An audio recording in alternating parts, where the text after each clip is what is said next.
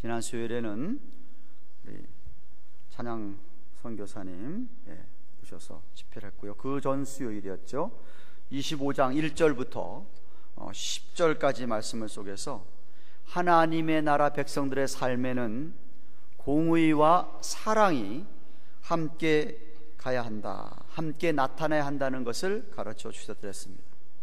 우리 한 사람 한 사람이 하나님 앞에 존귀한 자가 되고 하나님께서 기뻐하시는 자가 되려면 하나님의 공의를 우리가 나타내야 되는데, 사랑이 뒷받침이 되는, 다시 말하면 죄인까지도 긍휼히 여기시는 그런 하나님의 마음을 닮아서 죄는 미워하지만 죄인은 긍휼히 여기고, 그리고 성경 말씀에 근거해서 옳고 그름을 잘 판단해야 하지만 정말 짐승조차도 불쌍하게 여기면서 배려하는 마음이 있어야 함을 10절까지 말씀을 통해서 보았습니다.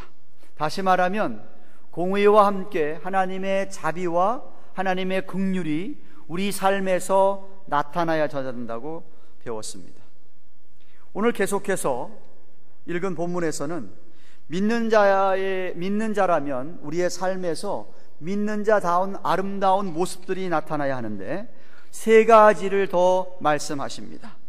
첫째는, 만약 성도들끼리 싸움이 생긴다면 우리가 싸움이나 다툼이나 논쟁이 전혀 없을 수는 없는데, 싸움이 있다 하더라도 성도들끼리 싸움에서는 이길 생각을 하지 말라라고 말씀하십니다. 저주라는 것이죠. 11절 12절을 보십시오. 두 사람이 서로 싸울 때에 한 사람의 아내가 그 남편을 그 치는 자의 손에서 구하려 하여 가까이 가서 손을 벌려 그 사람의 음낭을 잡거든 너는 그 여인의 손을 찍어버릴 것이요 내 눈이 그를 불쌍히 보지 말라고 하나님께서 말씀하셨습니다. 제게는 좀 황당한 이야기로 들립니다. 오늘날 같으면은 정말 그런 극성스러운 여자들이 많을 텐데, 이때 당시에 여자는 정말 사람 수에 치도 않는 시대였는데, 어떻게 이 당시에 부인이 자기 남편하고 또 다른 남편하고 싸우는데 껴들어가 가지고 그 상대방의 남편의 음낭은 쉽게 얘기하면 불알이죠. 그걸 잡느냐 이 말입니다. 상상도 못하는 그런 일을 얘기하고 있어요. 보통 부인 같으면 남자들 싸우면 무서워서 피하던가 말릴 텐데 오히려 같이 싸우는 여자입니다. 근데 그렇게 함께 싸우면서 자기 남편과 싸우는 그 남자의 음낭을 잡는 그런 여자는 손목을 잘라버리라고 얘기합니다. 불쌍하게 여기지를 말라고 합니다. 손목이 잘려도 불쌍하게 여기지 말라는 거예요. 왜냐하면 다른 이방인 여자가, 하나님을 모르는 이방인 여자 가운데서도 그 독한 여자가 그랬다 그러면은 괜찮은데, 이거는 이스라엘 여자, 정말 온유와 인내의 믿음을, 그런 삶을 자녀들에게 본을 보여주어야 될 이스라엘 여자가 그렇게 상상도 못한 이런 일을 한다고 하는 것은 말이 되지 않기 때문에 그렇습니다. 정말 이스라엘 여인이라면 손을 귀한 데 써야지. 쉽게 얘기하면 손톱을 길게 길러가지고 뭐 헐킨다든지, 예를 들면 그런 일이 있을 수 없다 이 말이죠. 이스라엘 여자들은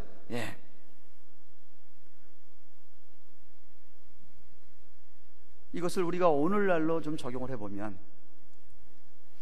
오늘날 세상이 아무리 악해져 가지고 사람들이 그렇게 상상도 못한 일을 할지는 몰라도 예수를 믿는 자들이라고 한다면 정말 그 마음이 악이 없어야 됩니다. 선해야 됩니다. 참고 인내해야죠. 하나님의 나라 백성인데, 하나님을 아버지라고 부르는 자녀인데, 이런 싸움에 이기려고 그런 못된 짓을 한다고 하는 게 말이 안 된다. 더군다나 오늘 문맥은 뭐냐면 같은 이스라엘 백성이에요. 한 피바다 한 몸일은 형제 자매예요. 형제 자매들과의 싸움에서, 논쟁거리에서 이기려고 하면 안 된다는 거죠. 이기려면 안 된다는 거죠. 우리는 다른 형제 자매들을 갖다가 이기는 사람들이 아니라 다른 형제 자매들을 축복해 주는 사람인 줄로 믿습니다. 이 축복의 통로가 돼야지 그저 상대방을 내가 이기려고만 한다면 그건 아니라는 거예요.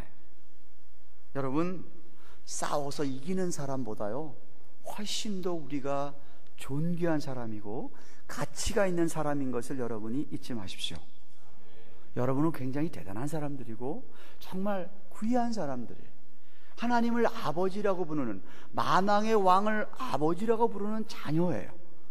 그런데 그런 짓을 어떻게 하느냐 이 말이죠. 그런 맥락에서 우리가 음란에 빠지거나 기질을 부리거나 하면서 죄에 빠지지 말아야 되는 이유가 뭐냐? 그래야 하나님께서 영광을 받으시고, 그래야 하나님의 복을 우리가 주위 사람들에게 나누어 줄 수 있기 때문입니다. 그래서 성도들끼리 다툼이 없을 수 없어요. 아무리 예수 믿는 사람이라도 다툴 수 있고 싸울 수 있고 알규면이 있을 수 있지만, 늘 생각하기를 그 알규면에서 싸움에서 이길 생각을 하지 말아라, 기억하시기를 바랍니다.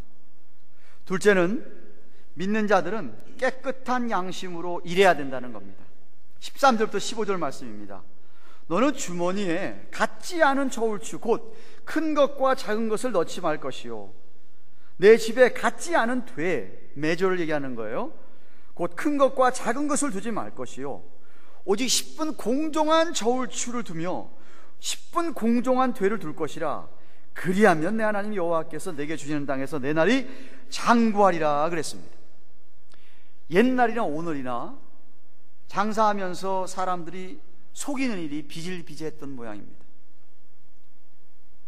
즉 여기 말에 의하면 장사하는 사람이 무거운 추, 가벼운 추를 두 개를 가지고, 보통 장사할 때는 가벼운 추를 써서 무게가 더 많이 나가게 해가지고 돈을 많이 받아내고, 그러다가 좀 아는 사람이라든지 높은 사람이라든지 아니면 인스펙션이 나온다든지 그러면은 무거운 추, 제대로 추를 쓰는 그런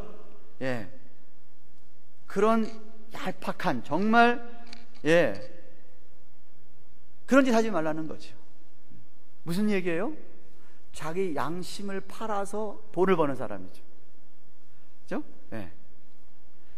그렇게 부정당히 행하는 사람을 16절에 여호와 하나님께 가증한 자라 했어요. 하나님이 그런 사람을 아주 가증하다고 여긴답니다. 오늘날도 보면요, 어떤 때 그런 적이 있죠, 그죠? 여러분 가게 가서 그런 적이 있는지 모르겠지만은 과일을 한 박스 사면 과일을 이렇게 이 맨 위에는 정말 좋은 걸로 다 놔뒀다가 밑으로 내려가 보면 쥐 썩은 거 있는 거. 장사꾼들이 그렇게 고기 같은 것도 하면은 맨 위에는 아주 좋은 거 보이는데 뒤에는 아주 안 좋은 거 넣어놓고. 자동차 고치러 수리하러 가면 제대로 된 부품을 쓰는 게 아니라 어디서 그냥 모조품 같은 거 넣어놓고 하는 그런 사람들. 그런데 여러분, 사람의 눈은 속여도 하나님 눈은 못 속이지 않습니까? 왜 그것을 모르는지 모르겠어요. 그러니까 이런 사람들은 어떤 사람들이냐면은 하나님을 전혀 두려워하지 않는 사람들이에요. 하나님이 나를 어떻게 생각하는지 관계없는 사람들이죠. 여러분, 하나님 나라 백성들은, 하나님을 아버지라고 부르는 자녀들은 돈 버는 것보다 더 중요한 게 뭐냐 하면 여러분, 신앙 양심 지키는 거예요. 양심이 깨끗해야지요. 양심을 갖다가 버려가면서 돈 벌어서 그 돈 얻다가 뭐 하려고 그러세요? 근데 안타깝게도 믿는다고 하는 자들이 얼마 되지 않는 눈앞의 이익 때문에 그렇게 자기 양심을 쉽게 저버리고 눈앞에 닥쳐진 위기를 모면해 보려고 거짓말을 하는 그런 분들을 봅니다. 여러분, 정말 신앙 양심을 지키는 것이, 여러분의 안에 있는 하나님이 주신 깨끗한 양심을 여러분이 유지하는 것이 정말 훨씬 더 중요하다는 것을 잊지 마십시오. 수백만 불을 양심 팔아서 버는 것보다 오히려 깨끗한 양심이 훨씬 더 가치가 있고, 그 하나님께서 귀하게 보시는 것을 좀 믿으시기 바랍니다. 하나님이 여러분 양심 다 뚫어보고 계시잖아요. 네. 만약에 여러분이 자꾸 이 세상에 살면서 세상 것들을 욕심을 내면 이 사탄 마귀들 유혹에 넘어가서 양심조차도 그렇게 적당히 타협하고, 또 어떤 사람들이 좀 그런 데 잘 넘어가느냐 하면 자꾸 다른 사람들하고 비교하는 사람들이에요. 자꾸 다른 사람하고 비교하는 사람들이 그게 거기 약해지는 거예요. 여러분은 여러분 나름대로 하나님 아버지 앞에서 내가 하나님의 백성, 하나님 나라의 백성이고 하나님의 자녀라고 하는 것에 대한 어떤 그런 자존감 위에 어떤 내 믿음 생활, 이 생활의 삶의 철학을 좀 갖고 사십시오. 좀 그런 거가 좀 있어야 되지 않겠어요?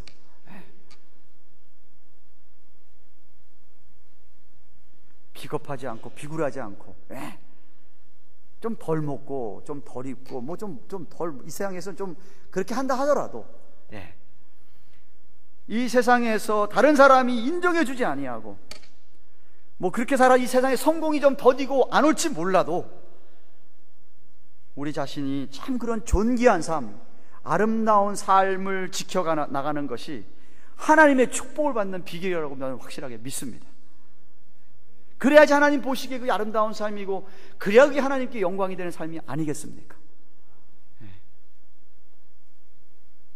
정말 여러분, 모든 일에 하나님의 섭리, the providence of God, 하나님의 섭리가 있음을 한시도 잊지 마십시오.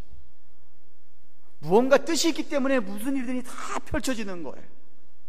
그런 상황 속에서 여러분이 자꾸 여러분 양심을 속여가면서 눈앞의 일만 어떻게든지 막아보려고 쉽게 여러분 그렇게 신앙 양심을 저버리는 그런 일을 오늘 하지 말라고, 그런 일을 하는 사람을 하나님이 가증하다고 그렇게 말씀하고 계십니다. 셋째로, 믿는 자들은 세상적인 사고방식, 세상 사람들의 사상과 철학을 철저하게 배제해야 되는 것을 가르쳐 줍니다. 지금 오늘 이 말씀이 어떤 말씀이죠? 신명기서가 어떤 말씀이죠? 지금 모세가 이스라엘 백성들을 다 이끌고 거의 이제 가나안이 전 눈앞에 보이는 바로 그 앞에까지 왔습니다. 그 앞에까지 왔을 때 하나님께서 모세에게 과거에 주신 율법을 다시 반복해서 부연 설명하는 게 듀트로노미, 신명기예요. 그게 지금 이스라엘 백성들 앞에 놓고 무슨 얘기를 하고 있습니까? 17절 18절 보십시오. 너희가 애굽에서 나오는 길에 아말렉이 너에게 행한 일을 기억해라. 고 그들이 하나님을 두려워하지 아니하고 너를 길에서 만나 너의 피곤함을 타서 내 뒤에서 너를 친 그런 너 뒤에 뒤처진 약한 자들을 죽인 자들이라. 그 사람들이 아말렉이라고 얘기합니다. 배경은 출애굽기 17장이에요. 이스라엘 백성들이 광야를 지금 진행하는 중입니다. 신강야에 도착했습니다. 거기서 어떤 일이 벌어지냐면 유명한 마사와 무리바 사건, 쓴물이 단물이 되는 사건을 경험합니다.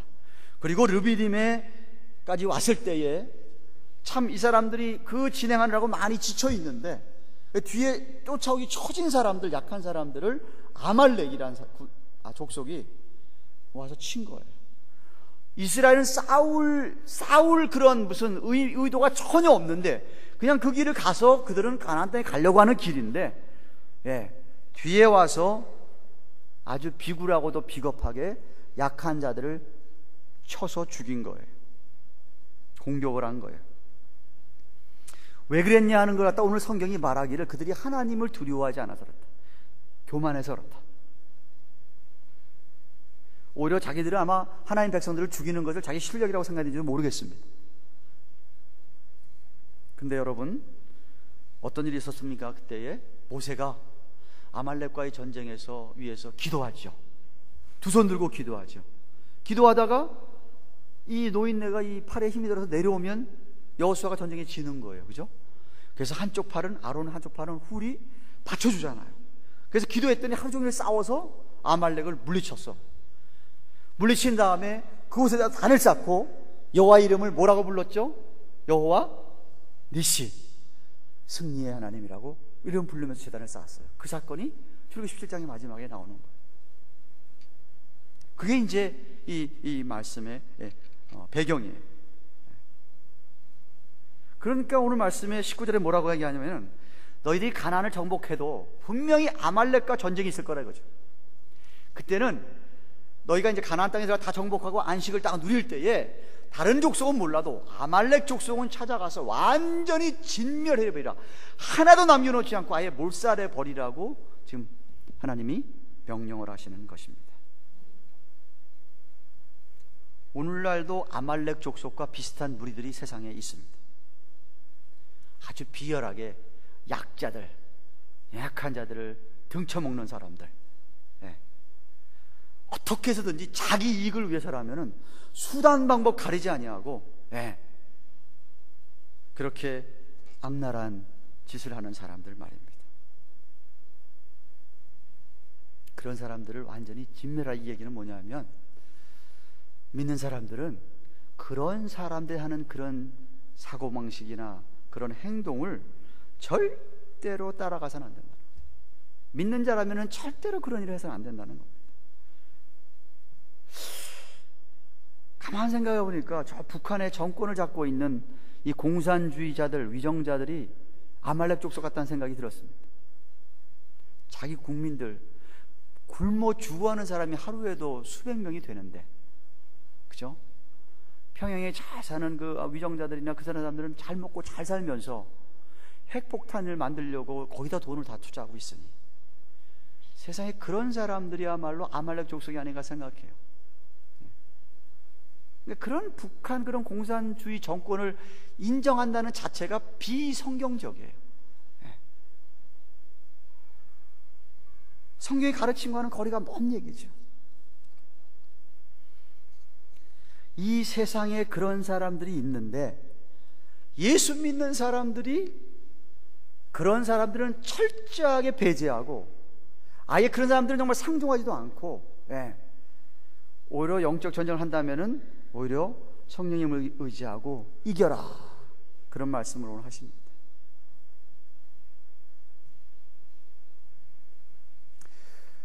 하나님 나라 백성들은 공의를 행하되 사랑과 같이 함께 행해야 되는데, 오늘 본문에서는 세 가지를 덧붙여서 말씀해 주십니다. 하나님을 믿는 자라고 한다, 예수 그리스도를 구세주로 삶의 주인으로 믿고 섬기는 성도들이라고 한다면, 그렇게 삶의 주를 고백하고 사는 사람들이라면 성도끼리 다툼이 있을 때 이길 생각을 하지 말고 져야 된다고 합니다. 왜? 상대방을 생각해 줘야 되니까. 빌립보서 2장 4절에 우리 성도들은 각각 자기 일만 돌아보는 게 아니라 다른 사람들의 일을 돌아보라, 이 말은 take care of themselves, 그런 소리. take care of themselves. 그렇게 하면 나의 기쁨이 충만하게 된다 라고 말씀하셨습니다. 그러니까 여러분은 싸움이 있을 수 있어도 절대로 싸움에서 이길 생각을 하지 마시고, 오히려 그 다른 형제나 자매들이 여러분 때문에 하나님의 복을 누리는 그런 축복의 통로가 되기를 축원합니다. 생각하세요. 여러분 예수 믿는 사람, 예수님을 따라가는 사람인데 그런 싸움이 일어났을 때, 다툼했을 때 예수님이라면 어떻게 하겠습니까? 생각해 보세요. 그렇죠? 또한 여러분이 하나님께 주신 신앙 양심이 있습니다. 다른 사람은 몰라도요, 여러분 안에 있는 신앙 양심 여러분은 압니다. 내가 이 신앙 양심을 거스리는 것을 여러분이 압니다. 내 양심을 팔아먹고 지금 이게 바른 게 아니라는 것을 알게 성령님이 여러분 안에 있어서 깨우쳐 주셔요. 깨우쳐 주시는데도 여러분이 그것을 거스리고, 신의 양심을 거스리고 정직하지 않게 거짓말하면서 눈앞에 위기나 모면하려고 그렇게 산다면 우리 우리 하나님 앞에 여러분은 가증한 자예요. 기억하세요. 양심을, 신앙 양심을 따라서 정말 정직하게 깨끗하게 사시기를 바랍니다. 사람 속일 수 있어도 하나님은 절대 못 속입니다. 주님 부르시는 그날까지, 정말 주님 부르시는 그날까지 여러분 안에 하나님이 허락하신 이 깨끗한 신앙 양심, 예수 믿는 믿음 때문에 회복하신 하나님의 형상, 그 신앙 양심을 끝까지 지켜 사시기를 축원합니다. 마지막으로 여러분, 이 세상 사람들의 사고방식이나 이 세상 사람들의 행위나 이 세상 사람들의 철학이나 이 세상 사람들의 세상 문화를 우리 예수 믿는 사람은 따라가면 절대로 안 됩니다. 오히려 배격해야 합니다. 배제해야 됩니다. 그들은 다 사단 마귀의 영향을 받고 지배를 받고 사는 사람들이지만 여러분은 그렇지 않지 않습니까? 그런 사람들은 다 하나님이 어디 있느냐, 하나님을 두려워하지 않고 교만하게 살아간 사람들이지 않습니까? 여러분은 하나님을 두려워하는 사람들 아닙니까? 네. 그러므로 여러분은 결코 그런 사람들 하는 행동, 그런 사상, 방식, 그런 문화 절대로 따라가서는 안 됩니다. 여러분은 하나님의 말씀에 영향을 받고 사시기를 바랍니다. 하나님의 말씀이 여러분의 삶을, 여러분의 생각을 주장하고 사실 수 있기를 바랍니다. 네. 더 나아가서 여러분 안에 내주하시는 성령님의 음성에 여러분이 귀를 기울이고 사시기를 바랍니다. 예. 세밀하게 여러분에게 들려주시는 성령의 음성들이 있어요. 근데 이게 여러분이 하나님과의 관계가 소원해지면, 멀어지면, 여러분의 신앙생활이 바닥을 치면 이게 둔감해지는 거예요. 인센시티브해지는 거예요. 네. 그래서 여러분이 어떻게 되든지 하나님과 가까이 지내어서 여러분 안에서 깨우쳐 주시는 이 말씀, 깨우치는 성령의 음성에 귀를 기울이면서 그 영향을 받고 사셔야지, 절대로 세상 사람들의 영향에, 우리가 세상에 속해 살지만 세상에 물들어서 되겠습니까? 우리가 세상을 정복하고 우리가 세상에 영향을 미쳐야지, 이 세상이 우리를 영향을 줘가지고 우리가 세상을 따라가면 이 말이 안 되지 않습니까? 아말렉 족속을 다 멸하라 했어요. 이스라엘 백성들이 어떻게 됐는지 아세요? 이런 말씀을 주셨는데도 그들이 가나안 땅에 정착해서 아말렉 족속을 앞에 놓고 그들을 멸절하지 않았습니다. 그 결과 사사시대까지 고생하고요, 왕정시대에 이르기까지 아말렉 때문에 고생을 이스라엘 백성들이 엄청 하게 됩니다. 그래서 여러분이 기억하시고, 오늘 세 가지 더 덧붙여서 말씀드렸습니다. 우리가 공의와 사랑을 함께 행하는데 우리는 정말로 싸움 다툼이 있다 하더라도 이기지 마십시오. 져주시기를 바라고, 오히려 우리 주위에 있는 형제자매들에게 축복의 통로가 되라고 그랬습니다.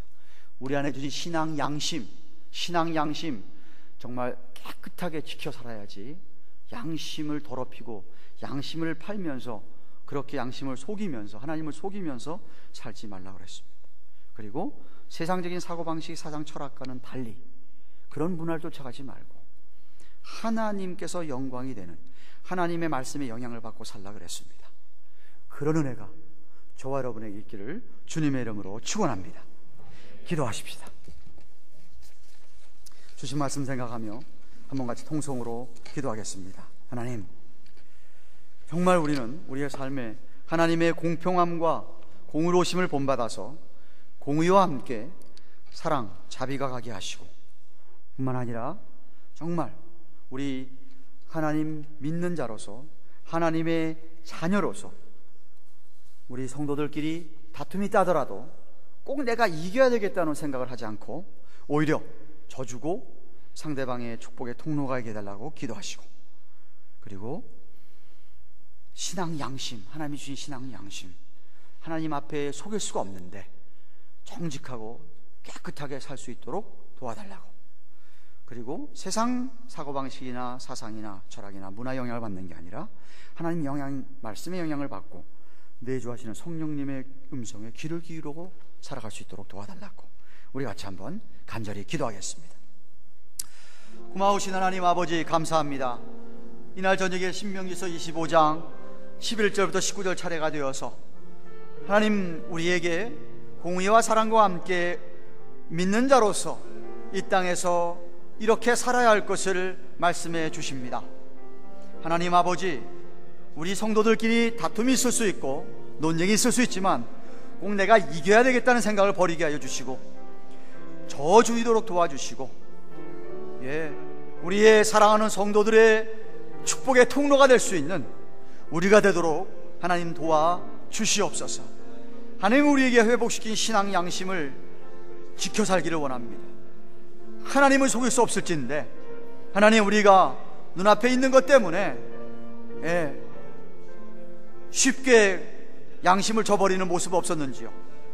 하나님, 다 알고 계신데 하나님께서 가증한 자라고 불림을 받지 않도록 정말 없어도 양심을 지키는 것이 얼마나 중요한 것이고 하나님의 축복이 된 것인 것을 기억하고 그렇게 살게 하시고, 무엇보다 이 세상 사람들의 사고방식, 비열하고도 비굴하고도 약한 자들도 그렇게 수단 방법 가리지 않고 자기 이익을 위해 살아가는 사람들 닮지 않게 하시고, 오히려 저희들은 말씀의 영향을 받고 세미한 성의 음성을 들어서 하나님 은혜 아래서 아버지 하나님 정말 은혜 가운데 살아가도록 하나님 은혜 베풀어 주옵소서. 감사드리고 예수님의 이름으로 기도합니다. 아멘.